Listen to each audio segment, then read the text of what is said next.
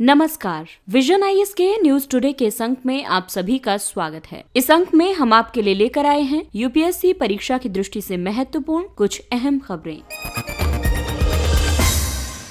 इस अंक की सबसे पहली खबर जनजातीय कार्य मंत्रालय से संबंधित है। जनजातीय कार्य मंत्रालय की समितियों ने सामुदायिक वन और अधिवास संबंधी अधिकारों के लिए नए दिशा निर्देशों का प्रारूप तैयार किया। इन दिशा निर्देशों का प्रारूप फरवरी 2020 में जनजातीय कार्य मंत्रालय द्वारा गठित दो समितियों, जिनमें सामुदायिक वन अधिकारों के प्रबंधन पर समिति और अधिवास संबंधी अधिकारों पर समिति द्वारा तैयार किया गया है। CFR यानी सामुदायिक वन अधिकारों के लिए दिशा निर्देश सामुदायिक वन के संसाधनों के प्रबंधन में एक सामुदायिक वन संसाधन प्रबंधन समिति गठित करने के उद्देश्य पर केंद्रित है। ये समिति ग्राम सभा की कार्यकारी शाखा के रूप में कार्य करेगी। अधिवास संबंधी अधिकारों के लिए दिशा निर्देश निवास के अधिकारों को परिभाषित करते हैं, साथ ही अधिवास अधिकारों और सामुदायिक वन अधिकारों के बीच विभेद भी स्थापित करते हैं। अनुसूचित जनजाति और अन्य पारंपरिक वन निवासी वन अधिकारों की मान्यता अधिनियम 2006 के तहत सामुदायिक वन अधिकार ग्राम सभाओं को अपने वनों के संरक्षण एवं प्रबंधन के लिए सशक्त बनाता है। सामुदायिक वन अधिकार वन समुदायों की आजीविका सुनिश्चित करने और वनों और प्राकृतिक संसाधनों के स्थानीय स्वशासन को सुदृढ़ करने के लिए महत्वपूर्ण अधिकार है। सामुदायिक वन संसाधनों के संरक्षण और प्रबंधन में ग्राम सभाओं की निगरानीकर्ता और नियंत्रणकर्ता की भूमिका होती है। सामुदायिक वन संसाधन का अर्थ है गांव की पारंपरिक सीमाओं के भीतर प्रचलित साझी वन भूमि। इसमें आरक्षित वन और संरक्षित क्षेत्र जैसे राष्ट्रीय उद्यान आदि शामिल हैं, जहां समुदाय को पारंपरिक तौर पर पहुंच प्राप्त होती है। फॉरेस्ट राइट एक्ट यानी FRA के तहत निवास के अधिकार विशेष रूप से कमजोर जनजातीय समूहों यानी PVTGs और कृषि पूर्व समुदायों यानी प्री एग्रीकल्चरल कम्युनिटीज को दिए जाते हैं। ये अधिकार उन्हें उनके अधिवास स्थल के रूप में मान्यता प्राप्त क्षेत्र में उपलब्ध संसाधनों तक पहुंच प्रदान करते हैं। इन दिशा निर्देशों के प्रारूप की बात करें तो ग्राम सभाओं को सामुदायिक वन अधिकार और अधिवास संबंधी अधिकारों के प्रबंधन में अधिक प्राधिकार प्राप्त होंगे। एक निधि के माध्यम से ग्राम सभाओं की वित्तीय स्वतंत्रता सुनिश्चित की जाएगी। इस निधि में वनोपज की बिक्री, प्रतिपूरक वनीकरण आगमों आदि से प्राप्त धन जमा किया जाएगा। ये दिशा निर्देश अधिवास स्थलों को उन स्थानों के रूप में परिभाषित करते हैं जिनके साथ जनजातियों और अन्य पारंपरिक वनवासियों के आध्यात्मिक, सांस्कृतिक, सामाजिक और आजीविका के संदर्भ में प्राचीन संबंध होते हैं, जैसे शवाधान स्थल। अधिवास के अधिकारों और सामुदायिक वन अधिकारों के बीच अंतर की बात की जाए तो सामुदायिक वन अधिकार समुदायों की भौतिक आवश्यकताओं की पूर्ति के लिए अधिक महत्वपूर्ण है, जैसे कि आजीविका सृजन, और अधिवास संबंधी अधिकारों में उस समुदाय के आध्यात्मिक संबंध की संपूर्णता या उक्त भूखंड के साथ अनुभव की जाने वाली संबद्धता की भावना शामिल है।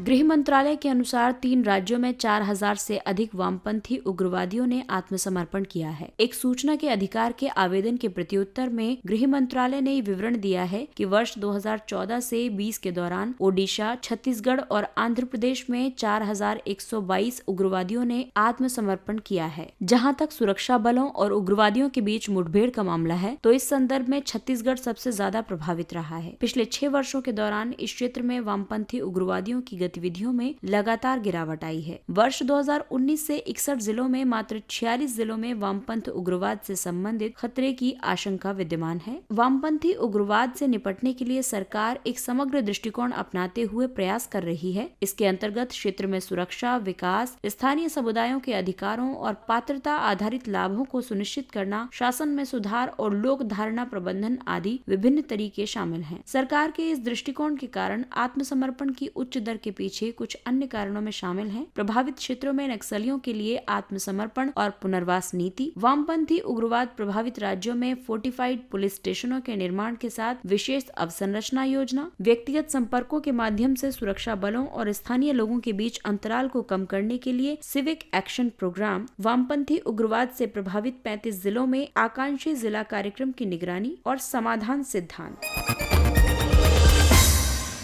अगली खबर जल जीवन मिशन से। राष्ट्रीय जल जीवन मिशन ने जल परीक्षण के लिए पोर्टेबल उपकरणों को विकसित करने के लिए नवाचार चुनौतियों की शुरुआत की है। इसे उद्योग संवर्धन और आंतरिक व्यापार विभाग के सहयोग से आरंभ किया गया है। इसका उद्देश्य पोर्टेबल उपकरणों को विकसित करने के लिए एक लागत प्रभावी समाधान प्रस्तुत करना है। इस समाधान का घरेलू स्तर पर पेयजल की गुणवत्ता का परीक्षण करने के लिए उपयोग किया जा सकता है। इसका उद्देश्य ये सुनिश्चित करना है कि विभिन्न स्थानों पर जल स्रोतों का परीक्षण किया जाए। इससे नीति निर्धारणकर्ताओं को जल प्रदूषण के मुद्दों का समाधान करने के आरंभ किए जाने वाले कार्यक्रमों की उपयुक्त रूपरेखा निर्मित करने में सहायता प्राप्त हो सकेगी। ये प्रतियोगिता 3 प्रकार के उपकरणों के लिए होगी, जिसमें पहला है जल की गुणवत्ता के 13 मापदंडों की जांच करने में सक्षम उपकरण, और दूसरा है सूक्ष्म जीवों द्वारा किए गए संदूषण की जांच करने में सक्षम उपकरण, और तीसरा है वे उपकरण जो एक या अधिक मापदंडों का परीक्षण कर सकते हैं। जल जीवन मिशन जल शक्ति मंत्रालय द्वारा कार्यान्वित किया जा रहा है। इसका उद्देश्य वर्ष 2024 तक देश के प्रत्येक ग्रामीण घर में नल कनेक्शन के माध्यम से नियमित और दीर्घकालिक आधार पर निर्धारित गुणवत्तापूर्ण एवं पर्याप्त रूप में पेयजल उपलब्ध कराना है। जल जीवन मिशन के अंतर्गत जल गुणवत्ता का परीक्षण एक प्राथमिक घटक है। जल गुणवत्ता का परीक्षण पेयजल आपूर्ति की एक विश्वसनीय व्यवस्था निर्मित करने के विचार पर आधारित है।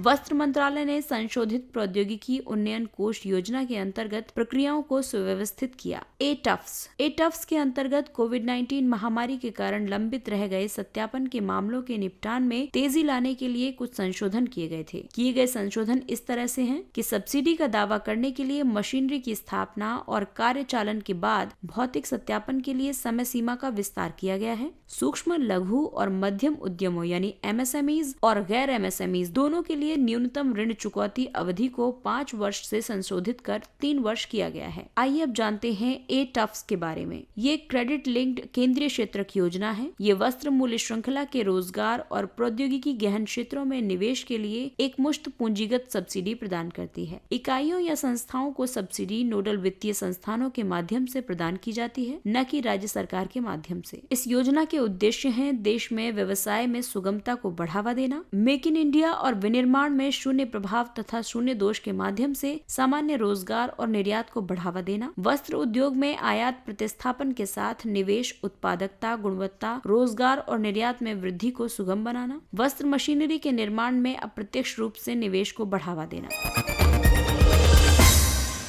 भारत के नियंत्रक एवं महालेखा परीक्षक ने भारतीय रिजर्व बैंक से पिछले 5 वर्षों में पुनर्पूंजीकरण के बाद बैंकों की स्थिति के बारे में सूचना की मांग की है। इस तथ्य को संदर्भित किया गया है कि क्या पुनर्पूंजीकरण के भाग के रूप में सार्वजनिक क्षेत्र के बैंकों को दिए गए धन का सही उपयोग किया गया है अथवा नहीं। इसे निजीकरण से पहले इन बैंकों के वास्तविक मूल्य को आकार देने और पुनर्पूंजीकरण के लिए मानकों में एकरूपता लाने की दिशा में पहले कदम के रूप में देखा जाता है। वर्ष 2015-16 और वर्ष 2019-20 की अवधि के बीच केंद्र ने इन सरकारी बैंकों में 3.56 ट्रिलियन रुपए अंतर्वेशित किए थे। इससे पहले कैग ने यह भी अनुशंसा की थी कि पूंजी अंतर्वेशन के उद्दिष्ट लक्ष्यों की पूर्ति सुनिश्चित करने के लिए सार्वजनिक क्षेत्र के बैंकों में एक प्रभावी निगरानी प्रणाली स्थापित की जानी चाहिए। बैंक पुनर्पूंजीकरण का मतलब है सार्वजनिक क्षेत्र के बैंकों में अधिक पूंजी का समावेशन करना, ताकि वे RBI के दिशा निर्देशों का अनुपालन कर सकें। ये दिशा निर्देश बेसल मानदंडों पर आधारित हैं।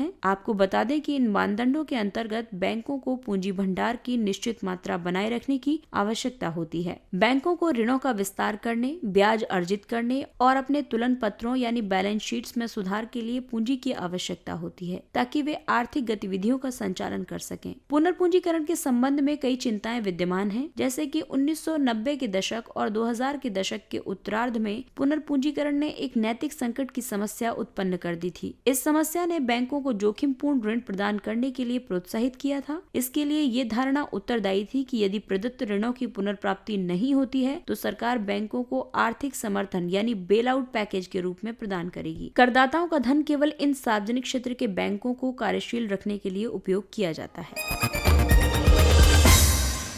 आइए अब नजर डालते हैं कुछ संक्षिप्त किंतु महत्वपूर्ण खबरों पर। Inner line permit. Inner line permit एक आधिकारिक यात्रा दस्तावेज होता है। ये दस्तावेज संबंधित राज्य सरकार द्वारा एक संरक्षित क्षेत्र में किसी भारतीय नागरिक को यात्रा की अनुमति देने के लिए जारी किया जाता है। ILP सीमित अवधि के लिए होता है। ये किसी संरक्षित क्षेत्र वाले राज्य से असंबद्ध नागरिकों के लिए उस क्षेत्र में प्रवेश करने के लिए अनुमति प्राप्त करने के लिए जरूरी होता है। इसका मूल उद्देश्य इनर लाइन परमिट राज्यों में अन्य भारतीय नागरिकों के अधिवासन को अवरुद्ध करना है, ताकि स्थानीय आबादी और उनकी भूमि, रोजगार और अन्य सुविधाओं तक पहुंच को उनके लिए संरक्षित किया जा सके। वर्तमान में मणिपुर, अरुणाचल प्रदेश, मिजोरम और नागालैंड राज्य इस ILP प्रणाली के अंतर्गत आते हैं।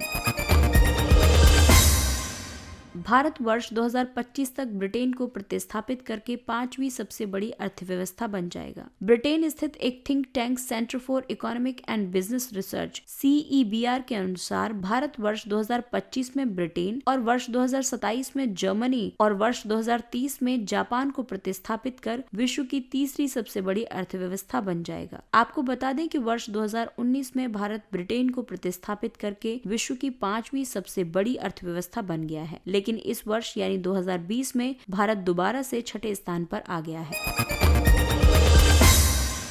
ई संपदा वेब पोर्टल और मोबाइल ऐप का शुभारंभ किया गया। इसे सुशासन दिवस के अवसर पर आवासन और शहरी कार्य मंत्रालय द्वारा लॉन्च किया गया। आपको बता दें कि सुशासन दिवस को 25 दिसंबर को मनाया जाता है। ई संपदा 1 लाख से अधिक सरकारी रिहायशी आवासों के आवंटन, सरकारी संगठनों के लिए कार्यालय के स्थान के आवंटन आदि सहित सभी सेवाओं के लिए एकल मंच की सुविधा प्रदान करता है। ई संपदा को प्रक्रियाओं को सरल बनाने और संपूर्ण देश में प्रणाली में एकरूपता लाने के लिए विकसित किया गया है। इसके अलावा ये परिसंपत्तियों के उपयोग और सेवा के वितरण पर रियल टाइम जानकारी के माध्यम से संशोधन के इष्टतम उपयोग की सुविधा भी प्रदान करेगा। हिंदुस्तान यूनिलीवर घरेलू दुर्व्यवहार का सामना करने वाले कर्मचारियों की सहायता करेगी। इंडिया इंक के लिए पहली बार HUL ने स्टाफ के उन सदस्यों को सुरक्षा और राहत प्रदान करने के लिए एक नीति निर्मित की है जो कार्यालय से बाहर भावनात्मक और शारीरिक शोषण का सामना कर रहे हैं। ये नीति महिला और पुरुष दोनों और सभी HUL कर्मचारियों के लिए लागू है। आइए अब जानते हैं इस नीति का महत्व। ये नीति कार्यालय के बाहर और व्यक्तिगत एवं घरेलू जीवन में भी कर्मचारियों के कल्याण के लिए नियोक्ता की जिम्मेदारी का विस्तार करती है। आपको बता दें कि लॉकडाउन के बाद से घरेलू हिंसा की शिकायतों में उल्लेखनीय वृद्धि हुई है। आयुष्मान भारत प्रधानमंत्री जन आरोग्य योजना सेहत का शुभारंभ किया गया है। हाल ही में प्रधानमंत्री ने जम्मू कश्मीर के सभी निवासियों के लिए स्वास्थ्य बीमा कवरेज का विस्तार करने के लिए आयुष्मान भारत प्रधानमंत्री जन आरोग्य योजना सेहत योजना आरंभ की है। ये योजना बीमा सुविधा के साथ प्रधानमंत्री जन आरोग्य योजना के साथ मिलकर संचालित होगी, साथ ही संपूर्ण देश में पोर्टेबल भी होगी। प्रधानमंत्री जन आरोग्य योजना केंद्र द्वारा पूर्ण रूप से वित्त पोषित सबसे बड़ी स्वास्थ्य बीमा योजना है। ये योजना द्वितीयक और तृतीयक स्तरीय देखभाल के लिए अस्पताल में भर्ती होने के लिए प्रति परिवार प्रति वर्ष 5 लाख रुपए का बीमा कवर प्रदान करती है। आयुष्मान भारत कार्यक्रम को सार्वभौमिक स्वास्थ्य कवरेज प्राप्त करने के लिए डिजाइन किया गया है। इस योजना के 2 प्रमुख स्तंभ हैं, स्वास्थ्य और कल्याण केंद्र तथा प्रधानमंत्री जन आरोग्य योजना।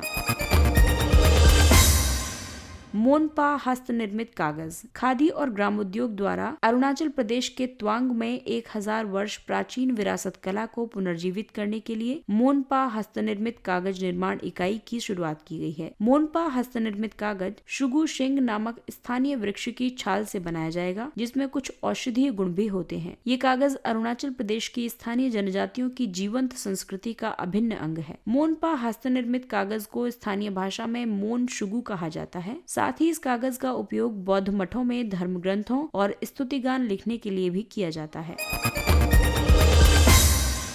पोम्पेई। हाल ही में शोधकर्ताओं ने रोमन साम्राज्य के पोम्पेई शहर में एक गर्म पेय पदार्थों के काउंटर की खोज की है। पोम्पेई इटली में सबसे बड़े और सबसे महत्वपूर्ण पुरातात्विक स्थलों में से एक है। ये नेपल्स की खाड़ी के तट पर स्थित है। ये शहर 2000 वर्ष से अधिक 79 ईस्वी में माउंट वेसुवियस के विस्फोट के बाद ज्वालामुखी की राख से पूर्णतः दब गया था। गलीली सागर। गलीली सागर इजराइल के लिए ताजे जल का मुख्य स्रोत है। इसे टाइबेरियस झील या लेक किन्नरेट भी कहा जाता है। ये झील अधिकृत गोलन हाइट्स और गलीली क्षेत्र के बीच उत्तरी इजराइल में अवस्थित है। इस झील का मुख्य स्रोत जॉर्डन नदी है। इसके बाद ये नदी इस झील से निकलकर मृत सागर में विलीन हो जाती है। इसके साथ ही ये अंक समाप्त होता है। अगले अंक में फिर मुलाकात होगी कुछ अन्य महत्वपूर्ण खबरों के साथ। तब तक अपना ख्याल रखिए, सुरक्षित दूरी बनाए रखिए, मास्क पहनिए। नमस्कार।